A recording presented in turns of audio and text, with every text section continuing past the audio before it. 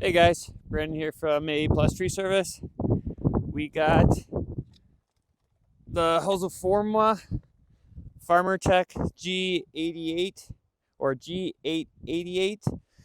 It's the Stihl 880 Cologne, and this is going to be the first startup. So we'll see how many pulls this thing takes. So just filled it up.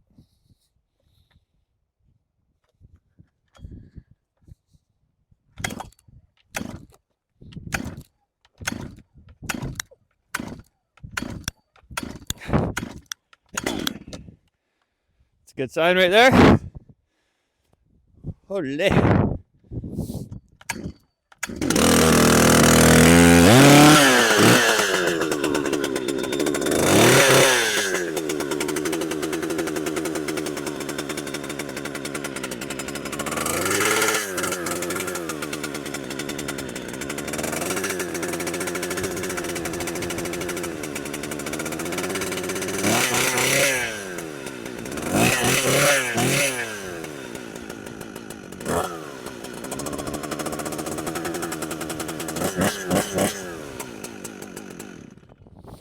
All right, started up pretty good. I don't know how many pulls that was, but started up good.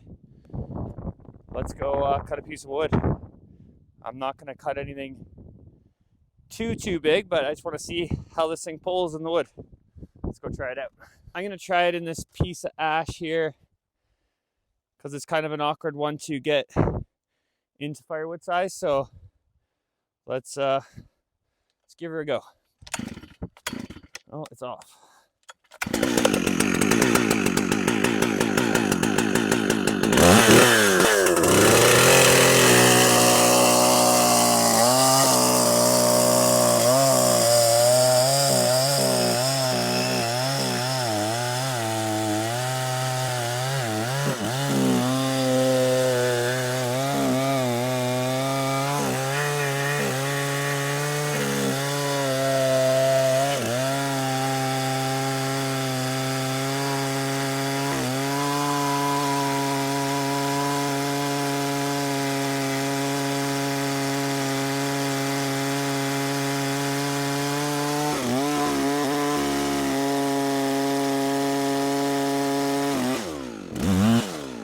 Okay, this bar is a little too big for this small wood, but this thing, it spins this chain on this 48-inch bar, no problem.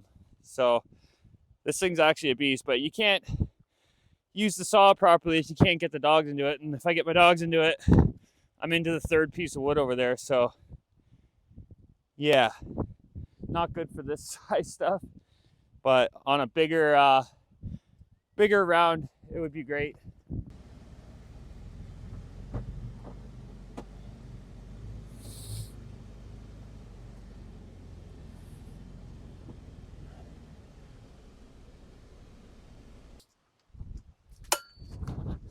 All right, test this saw out on a slightly larger log. Still pretty small compared to the size of the bar, but I don't want to be cutting up my good wood for milling.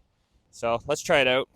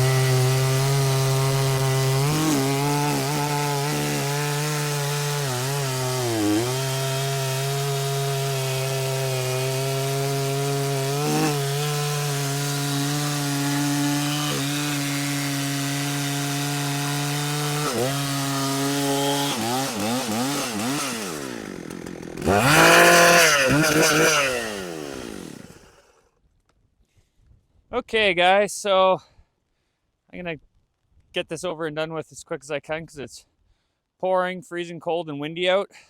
But yeah, so far pretty impressed with this saw. I won't know how good it is until I can put this 48 inches basically all into wood. You know, when I'm cutting up firewood like this, my 500i would probably smoke it with like a 28-inch bar. But you have to remember that this saw is pushing a 48-inch chain and bar to cut this little wood, and it's working strong. So you know, you can't do that with the 500i. The 36-inch bar on the 500i is kind of overkill. Like it's hard on it, so I don't like to do that. And even the 661 has a hard time, you know, spinning the 36-inch bar to a good standard, in my opinion. It still does a pretty good job of it, but I think if you put this 48-inch bar on the 661, you're gonna see the difference right there, where this one at 122 cc can still spin it no problem. Obviously, it's still not going to cut super fast, but being able to cut large diameter trunks, that's where this saw is going to shine. So, I mean, I bought this saw basically just to do finishing cuts on trees, and then some of the bigger logs that I get that won't fit on my mill, I got ripping chains so that I can still slab them and not have to worry about, you know, cutting them into firewood. So that's the main reason I got this saw. We will, you know, obviously test out all these saws a lot more. I did break out the G888 today on a job. It did run really good. It feels a little underpowered compared to my 201, but I'm going to see if I can do some carb adjustments and, you know, take the spark arrestor out and see if we cannot get some more power out of this puppy. But as is, I'm not mad with this purchase. If you were getting into climbing and you didn't want to spend $900 on a 201 or a Husky, then, you know, spending $200 or whatever I paid for this is a pretty good option, because you're still going to get the job done. You can still cut through everything. It's just the speed and the RPMs seems a lot different on this so far.